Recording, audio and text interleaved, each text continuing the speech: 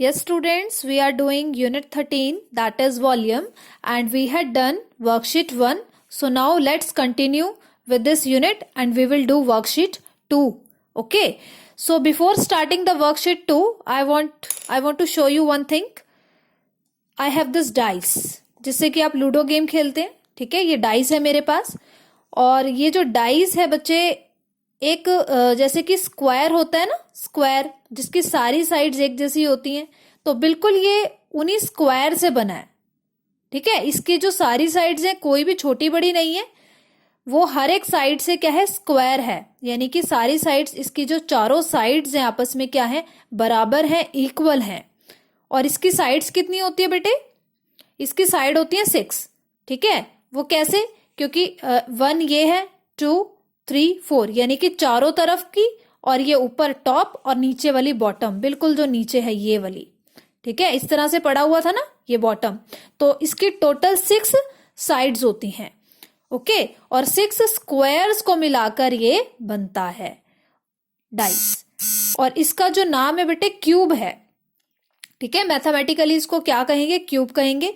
क्यों, क्योंकि जैसे कि मैंने आपको प्रीवियस वीडियो में बताया था कि जो वॉल्यूम होता है, वॉल्यूम किसे कहते हैं बेटे, जो इनर स्पेस इसने ऑक्यूपाई की है अंदर, यानी कि इस क्यूब के अंदर जो भी स्पेस बची हुई है या स्पेस जो भी अवेलेबल है उसको कहा जाता है वॉल्यूम. और इसमें ये लेंथ है और ये ब्रेड्थ और ये जो इसकी ऊंचाई यानी कि हाइट, यहाँ पे लेंथ है, ब्रेड्थ है और हाइट. तो ये 3 डायमेंशनल है. ठीक है, 3 डायमेंशनल है और लेंथ, ब्रेड्थ, हाइट, यानी कि 3 चीजें हो गई. इसीलिए जो इसको हम क्यूब कहेंगे, यानी कि जो 3 होता है बेटे, 3 को कहा जाता है क्यूब. ठीक है, यानी कि 3 को कहा जाता है क्यूब. या तो हम इसको क्यूब लिख सकते हैं वर्ड की फॉर्म में, या फिर इसको हम 3 लिख सकते हैं. इसकी 3 डायमेंशन होने की वजह से इसका नाम क्या है, क्यूब. और ये 6 स्क्वायर से मिलकर बना है, हर एक साइड जो है इसकी स्क्वायर है. राइट. तो ये कुछ बेसिक सी बातें मैंने आपको बताई हैं इस डाइस के बारे में कि इसको क्यूब कहा जाता है. और भी हम डिटेल में पढ़ेंगे, लेकिन अभी हम अपनी वर्कशीट 2 स्टार्ट करते हैं. Now see the worksheet 2. Find the volume of the following solids in term of the unit of volume.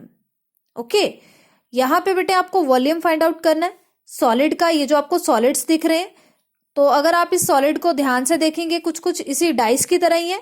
ऐसा लग रहा है जैसे कि इतनी सारी डाइस को मिलाकर इसको इकट्ठा कर दिया हो. यहाँ पर देखिए जो फर्स्ट फिगर है, 2 डाइस को मिला दिया हो. एक डाइस ये है और इसके साथ एक और डाइस है ना. तो बिल्कुल ये क्यूब की शेप में ही है, डाइस की फॉर्म में है. In the terms of unit of volume, बेटे ये 1 हम एज्यूम कर सकते हैं. यूनिट का मतलब ये होता है कि 1, यानी कि इसकी जो लेंथ है, ब्रेड्थ है और हाइट है वो क्या है, 1 है. ठीक है, यूनिट का मतलब होता है 1. तो अगर इसकी लेंथ, ब्रेड्थ, हाइट 1 है, ओके, और हमें इसका वॉल्यूम फाइंड आउट करना है, तो जो इसका वॉल्यूम होगा वो क्या होगा, this will be 1 cube and this will be second cube, यानी कि 2 क्यूब्स. जितने क्यूब होंगे बेटे, जितने डाइस हम बात करें, आम भाषा में इसको डाइस बोलते हैं, और वैसे मैथमेटिकली हम उसको क्यूब ही बोलेंगे. ठीक है, तो अगर आपको 2 क्यूब्स दिख रहे हैं तो उसका वॉल्यूम क्या हो जाएगा, 2 क्यूब. और अगर इसके साथ बेटे मीटर, सेंटीमीटर, मिलीमीटर इस तरह से कुछ यूनिट होती तो फिर हम उसको भी यूज करते, लेकिन यहाँ पे तो ऐसा कुछ नहीं है. तो सिंपली इसका जो आंसर होगा, वॉल्यूम होगा, वो कितना होगा, 2 क्यूब. ओके, इसी तरह से बी पार्ट देखिए, कितने आपको क्यूब्स दिख रहे हैं, 1 2 3. ठीक है ना, एक तो ये हो गया पूरा complete, 1, this is 2, this is 3 4 5 6. ठीक है, तो इसका जो आंसर होगा, वॉल्यूम होगा, 6 क्यूब होगा.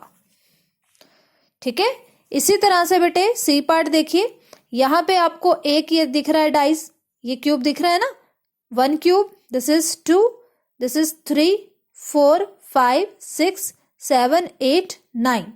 लेकिन 9 तो ठीक है, लेकिन इसके पीछे भी बन रहे हैं. ठीक है, ये देखिए यहाँ पे ये पीछे भी बन रहा है ना. तो ये इसको भी हम काउंट करेंगे.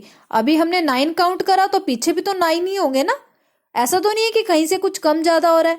अगर आगे 9 है तो पीछे भी 9 होंगे. तो टोटल कितने हो गए, 9 और 9 18 क्यूब. ओके, और ये जो डी पार्ट है बेटे, ये आपके लिए होमवर्क रहेगा।